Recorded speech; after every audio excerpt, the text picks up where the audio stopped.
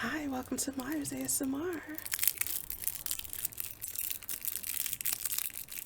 Relax. Relax. How are you? It's always good to see you. Shake off that stress and that mess. They didn't mean it. Hey, every fiber of your being knows that things are supposed to go well for you. Yeah, every fiber of your being knows that things are supposed to go well for you. Well, I feel like this chicken gyro is supposed to go well for me too, so let's try it. Where do I start? I can't remember the last time I had a meal like this, maybe 20 years ago. Oh, check it out.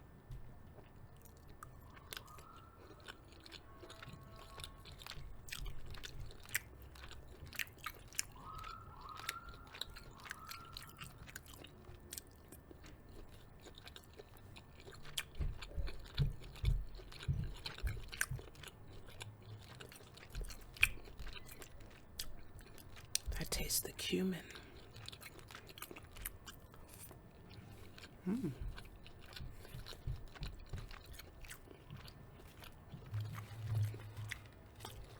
That's some very cuminy rice.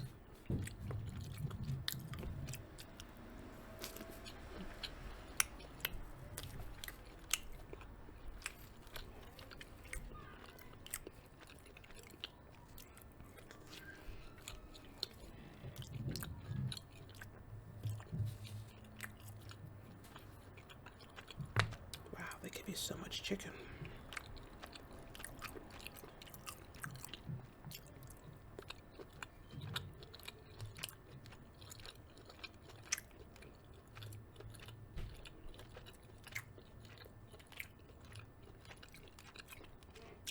Looks like there's vegetables under there. Exciting.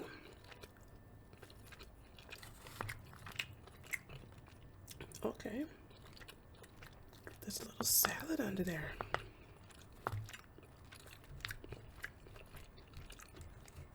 I like that.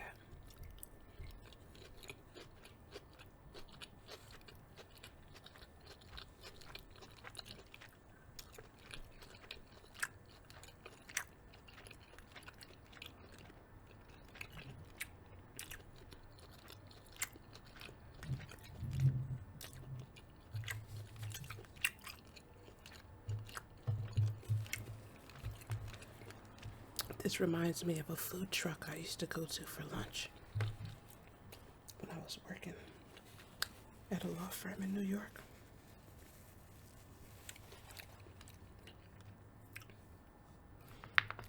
Yeah.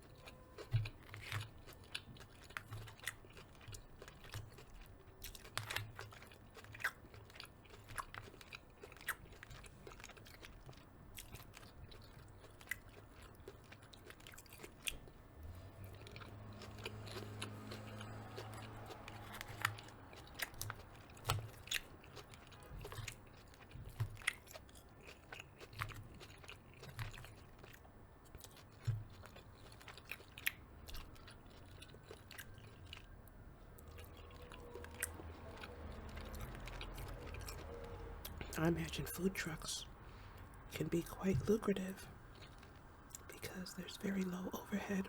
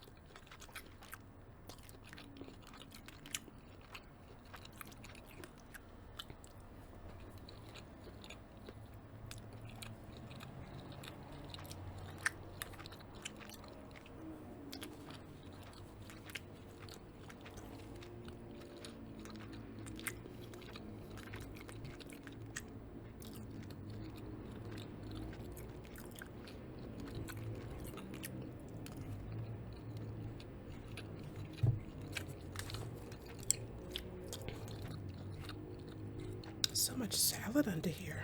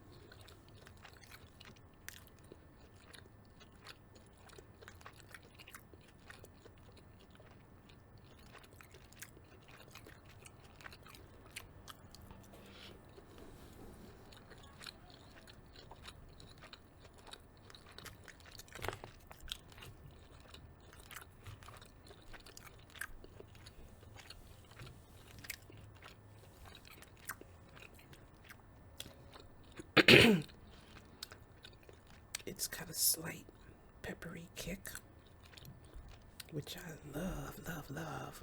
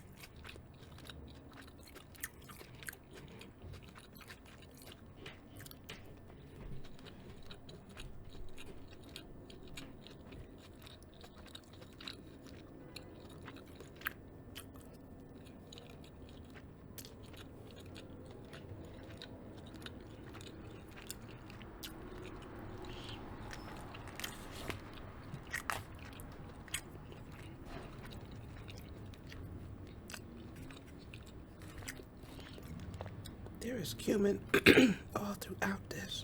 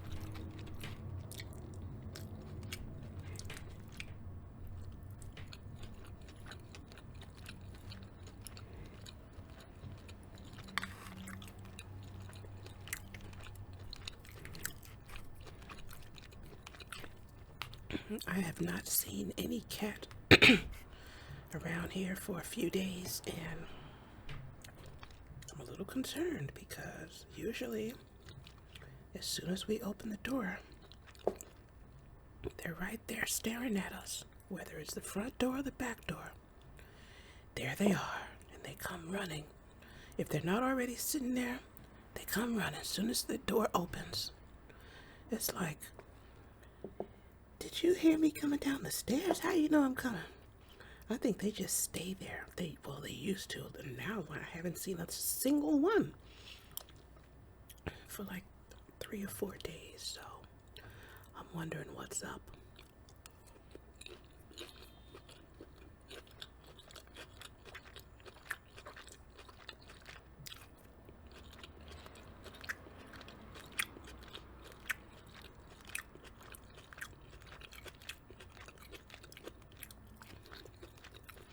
Maybe they're so well fed, they don't have to come around. That's my guess. Somebody has really taken care of them.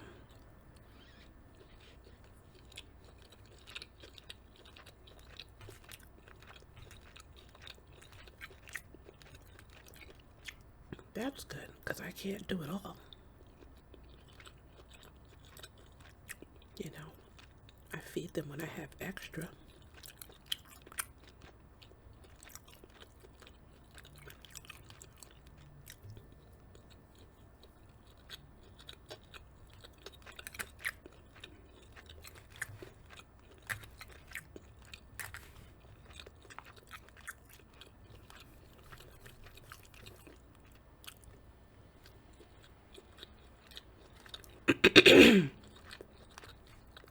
I have some frozen fish that's been in my freezer for months, really. And I know I'm not going to eat it because I don't usually eat fish that's not filleted. So I know who to give it to, but I need to see them first. They need to come around.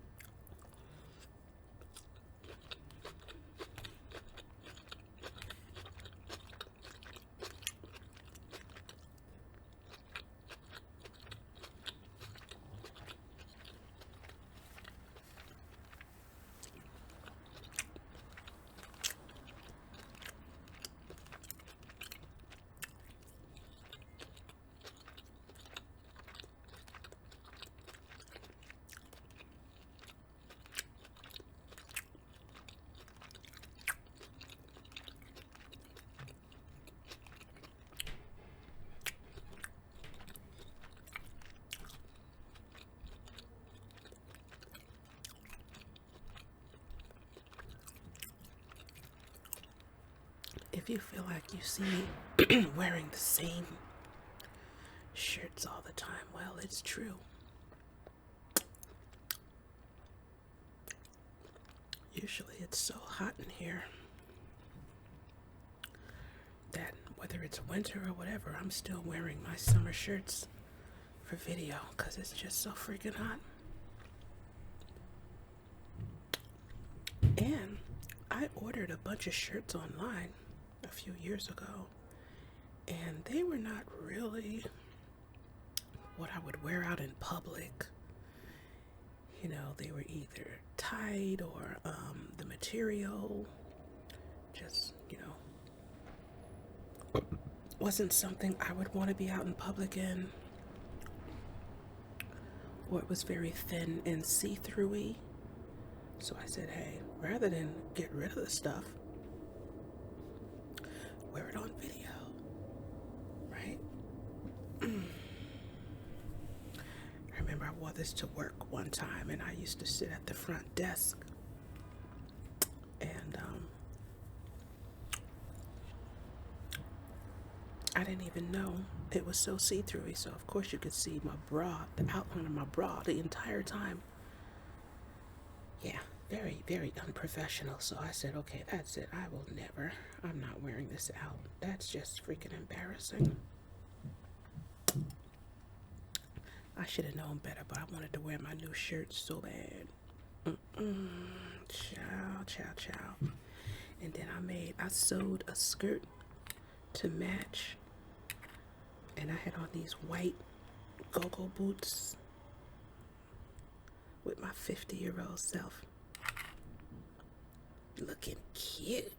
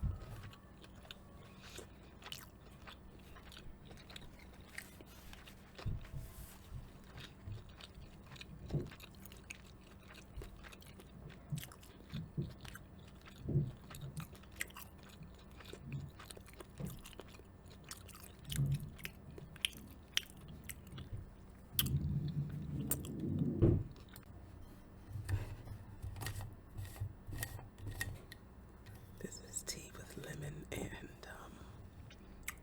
apple cider vinegar.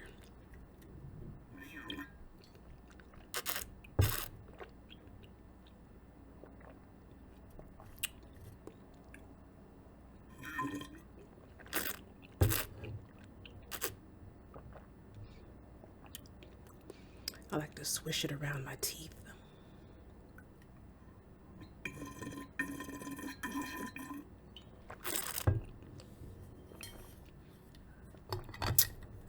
That's right, because it gets me ready for the next segment. Yay, what should I read today? Should we catch up with Gatsby? Yeah.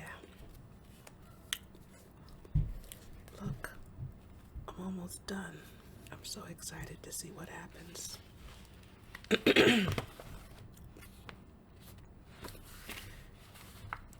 I think it was on the third day that a telegram signed Henry C. Gatz arrived from a town in Minnesota.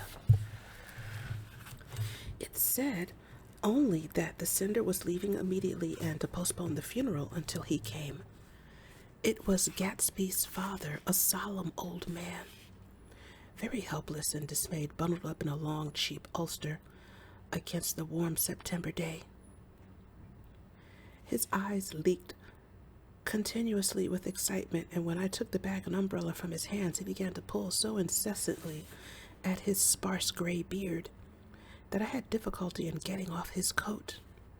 He was on the point of collapse, so I took him into the music room and made him sit down while I sent for something to eat.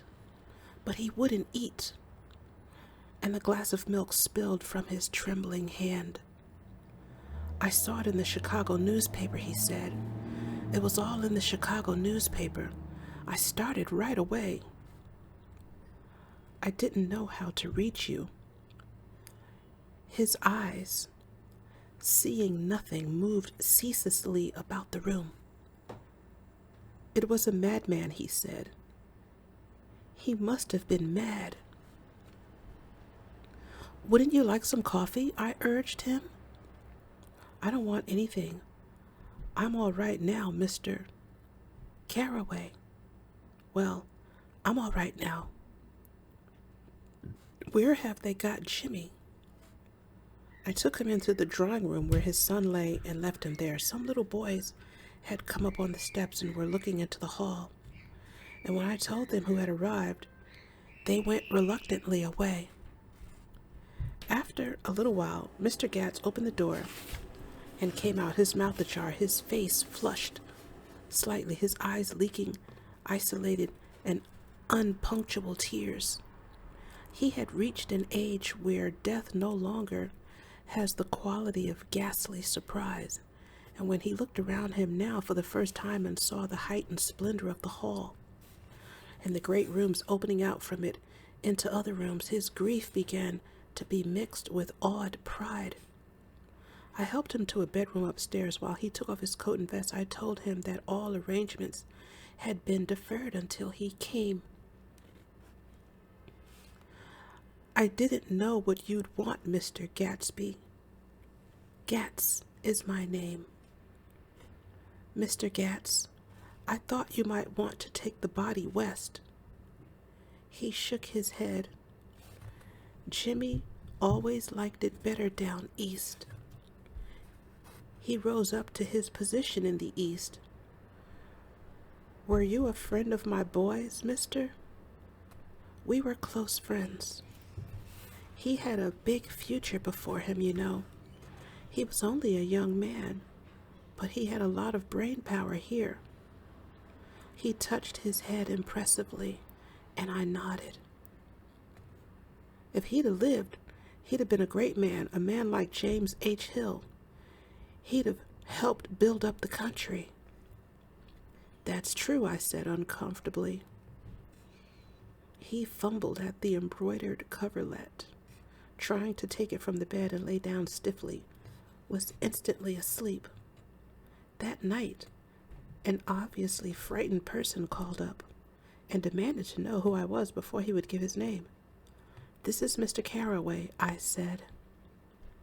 Oh, he sounded relieved. This is Clip Springer. I was relieved, too, for that seemed to promise another friend at Gatsby's grave. I didn't want it to be in the papers and draw a sightseeing crowd, so I'd been calling up a few people myself. They were hard to find. The funeral's tomorrow, I said. 3 o'clock here at the house. I wish you'd tell anybody who'd be interested. Oh, I will, he broke out hastily. Of course, I'm not likely to see anybody, but if I do... His tone made me suspicious. Of course, you'll be there yourself? Well, I'll certainly try. What I called up about is... Wait a minute, I interrupted. How about saying you'll come? Well, the fact is, the truth of the matter is that I'm staying with people up here in Greenwich, and they rather expect me to be with them tomorrow. In fact, there's a sort of picnic or something. Of course, I'll do my very best to get away. I ejaculated an unrestrained, huh, and he must have heard me, for he went on nervously. What I called up about was a pair of shoes I left there. I wonder if it'd be too much trouble to have the butler send them on. You see, they're tennis shoes, and I'm sort of helpless without them. My address is care of B.F. I didn't hear the rest of the name because I hung up the receiver. After that, I felt a certain shame for Gatsby. One gentleman to whom I telephoned implied that he had got what he deserved.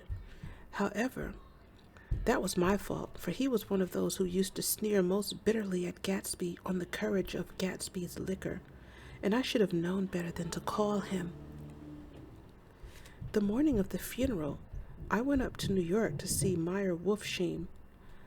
I couldn't seem to reach him any other way. The door that I pushed open on the advice of an elevator boy was marked the Swastika Holding Company, and at first, there didn't seem to be anyone inside.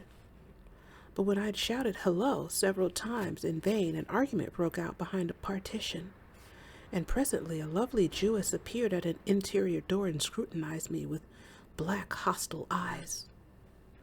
Nobody's in, she said. Mr. Wolfsheim's gone to Chicago. The first part of this was obviously untrue, for someone had begun to whistle, the rosary tunelessly inside. Please say that Mr. Carroway wants to see him. I can't get him back from Chicago, can I? At this moment, a voice, unmistakably Wolfsheim's, called, "Stella?" from the other side of the door. "Leave your name on the desk," she said quickly. "I'll give it to him when he gets back." "But I know he's there." She took a step toward me and began to slide her hands indignantly up and down her hips. "You young men think you can force your way in here any time," she scolded. "We're getting sick and tired of it. When I say he's in Chicago, he's in Chicago." I mentioned Gatsby. "Oh." She looked me over again. "Will you just... What was your name?" She vanished. In a moment, Meyer Wolfsheim stood solemnly in the doorway. Holding out both hands, he drew me into his office, remarking in a reverent voice that it was a sad time for all of us, and offered me a cigar. "My memory goes back to when I first met him," he said. "A young major just out of the army, and covered over which medals he got in the war. He was so hard up he had to keep on wearing his uniform because he couldn't buy some regular clothes. First time I saw him was when he came into Weinbrenner's pool room at 43rd Street and asked for a job. He hadn't eaten anything for a couple of days. 'Come on, have some lunch with me,' I said. He ate more than $4 worth of food in half an hour." "Did you start him in business?" I inquired. "Start him? I made him." "Oh." "I raised him up out of nothing, right out of the gutter. I saw right away he was a fine-appearing, gentlemanly young man, and when he told me he was in Oxford, I knew I could use him good. I got him to join up in the American Legion, and he used to stand right there.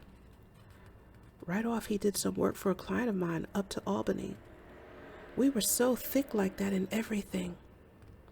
He held up two bulbous fingers, always together. I wondered if this partnership had included the World Series transaction in 1919. "Now he's dead," I said after a moment. "You were his closest friend, so I know you'll want to come to his funeral this afternoon." "I'd like to come." "Well, come then." The hair in his nostrils quivered slightly, and as he shook his head, his eyes filled with tears. "I can't do it. I can't get mixed up in it," he said. "There's nothing to get mixed up in. It's all over now. When a man gets killed, I never like to get mixed up in it in any way. I keep out. When I was a young man, it was different. If a friend of mine died, no matter how, I stuck with them to the end. You may think that's sentimental, but I mean it, to the bitter end."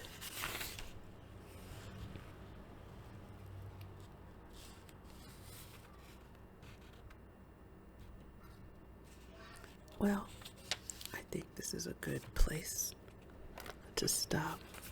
Wow, Gatsby died.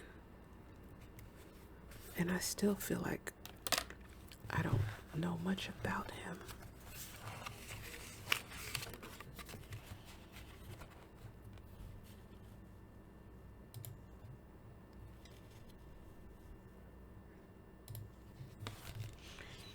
You know,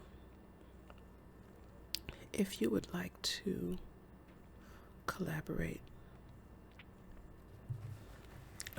if you have some products or services that you want me to review, let's talk, because I'm interested in sponsorship. I'm interested in people helping each other with their social media, collaborating and whatnot. I think it's a beautiful thing. And hey, remember that every fiber of your being knows that things are supposed to go well for you. Yeah. Every fiber of your being knows that things are supposed to go well for you. Hey, if you like what I'm doing here, like and subscribe.